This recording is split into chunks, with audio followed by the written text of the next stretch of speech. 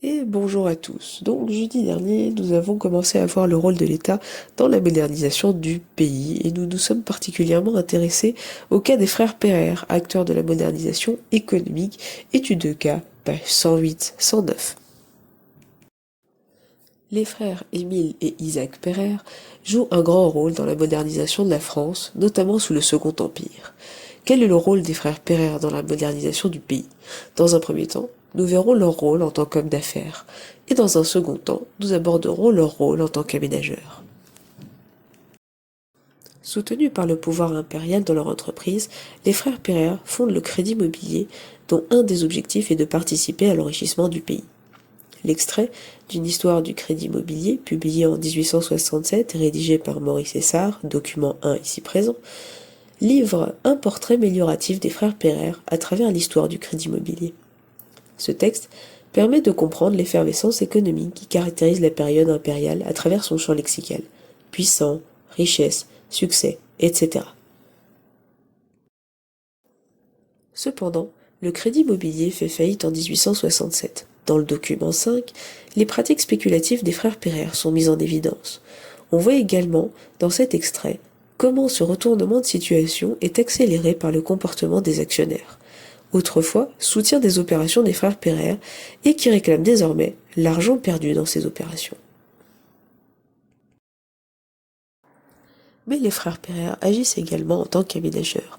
Par le biais du crédit mobilier, ils investissent dans de nombreuses activités. Ils prennent part à la politique de construction des réseaux de chemin de fer lancés par le pouvoir dès 1852. Leur réalisation participe à l'agrandissement des réseaux, ce qui améliore les possibilités de transport de marchandises à l'échelle nationale.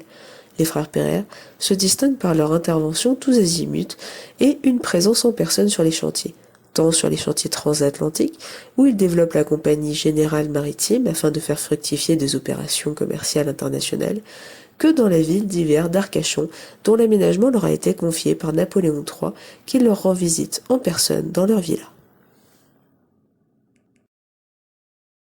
Le document 4 est un extrait de la biographie consacrée dès 1856 à Émile Pereire. Celui-ci met en évidence des stratégies de l'intéressé, présent dans de nombreux conseils d'administration, intervenant dans de multiples projets et affaires pour lesquels il montre une passion et s'affirme comme expert. Le portrait social qui est fait d'Émile Pereire n'est pas sans évoquer des personnages de romans de Balzac ou plus tard de Maupassant. Les frères Pereire ont un rôle important d'investisseurs et d'aménageurs dans la France du Second Empire.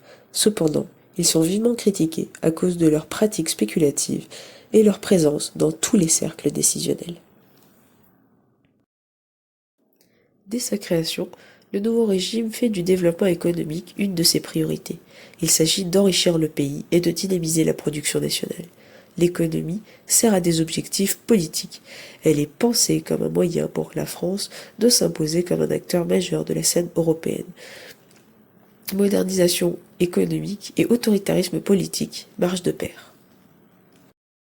Afin de financer le développement industriel et les grands travaux publics, le Second Empire soutient la création de banques d'affaires, comme le Crédit Mobilier des frères Pereire par exemple, mais aussi de banques de dépôt, telle la Société Générale créée en 1864.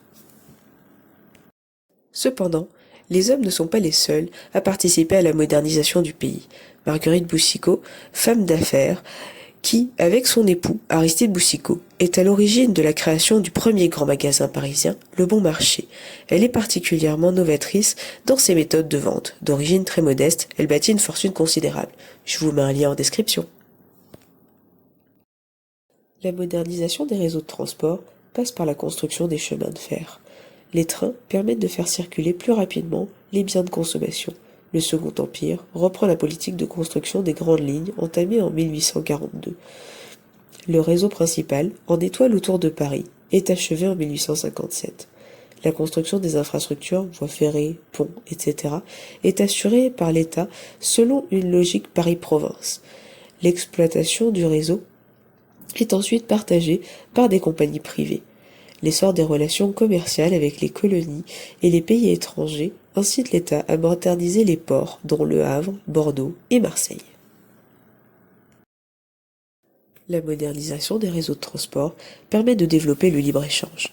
c'est-à-dire le fait de prôner l'abaissement des droits de douane et de reculer l'intervention de l'État en matière économique afin de stimuler la concurrence et de redynamiser la production des entreprises.